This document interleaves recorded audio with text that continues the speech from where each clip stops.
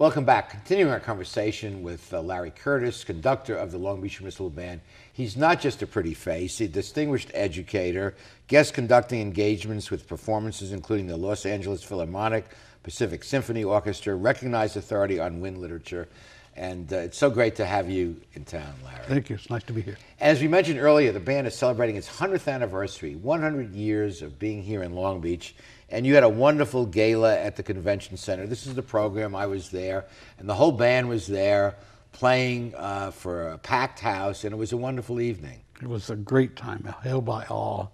Yeah. And then a subset of the band was a dance orchestra, and that wonderful singer, Ella Fitzgerald's stylist, Barbara Morrison. She was marvelous, and a well-deserved tribute to the band. Now, this summer, of course, we mentioned the concert series, but the finale for this thing is on Saturday, August 22nd. You want to make a note of that.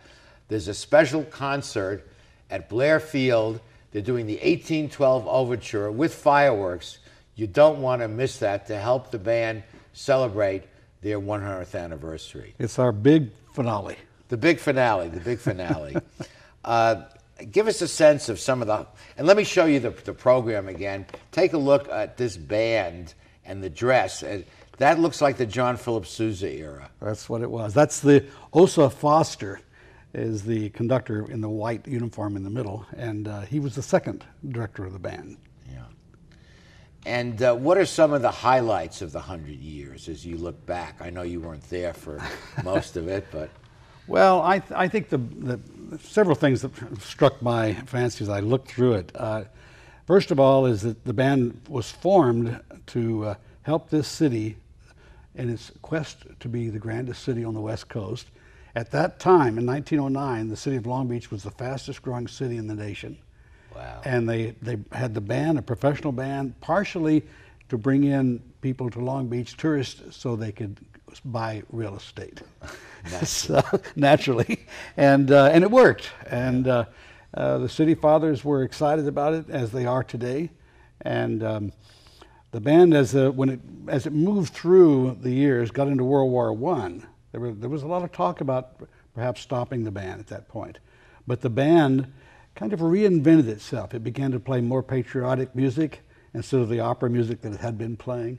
It played all the troops out. As they went along, because we were the home port for the Pacific Fleet. Yes, yeah. And then again, during the tragic earthquake, the band, the whole city government just about stopped because all the buildings had been destroyed, so many of them. So the band played in the parks on their own, free gratis, because they were not paid for it because there was no hourly time clock to work on. But they played concerts for the people that were living in the parks in tents. Goodness. Back in the 20s. Wow. And then again, World War II, they played all the USO dances around the area. They met, or sent every troop ship out in the Pacific and met every one of them coming back in. That's wonderful. And Herbert L. Clark, the great trumpet player for the Sousa Band, was a conductor during that time. And they were playing 6 concerts a day. Now that's a pretty rough schedule. That sure and is. His doctor finally said he needed to stop being the band director. At 75 years old, he just couldn't hold up to that schedule. 600 concerts a year. We just have a minute or so left, Sure. Larry. What is music? Tell us what music means to a civilized society as a means of communication and everything else. Well, what music is the emotion of a human. And so it really does capture, in every generation, it captures the sensitivity of the public as a cultural event, a cultural media itself. So the people establish what's successful and not the composers. The composers are writing music, all kinds of music all of the time. But some things stick. Whatever that hits the soul. And the populace decides what something is. So it's really a reflection of the society. Total, as time goes. And of course, it's a universal language. Yes. And also it's been very interesting, like after 9/11, people turned to music in a time of stress.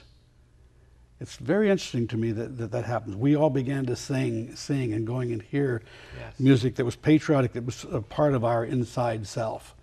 And it's happened throughout all of the tragic events of history. And our regular viewers may note that we open every show with a 1-minute tribute to police, fire, and military, which has a very strong musical base and very moving images, and it sets the tone for our show. I think that it's also, we take music for granted because we hear it so much. There's not a commercial that goes on TV that music doesn't start the second the film starts for a commercial. Every one of them are the same way. If we had to spend 5 minutes a day without any music going on, we would certainly begin to appreciate and we can prove that by listening to a movie without the audio track. The best movie goes flat without that audio backup. It does. So Larry, thank you and the members of your great band for all you contribute to the joy in our city. And I certainly look forward to attending some of your concerts this summer, and I will certainly try and be there on August 22nd at Blair Field. I always enjoy it. Thank you. Thank you. Okay, coming right up, our oldest guest, one of our favorite, straight from the 16th century, you won't want to miss Sir Francis Drake.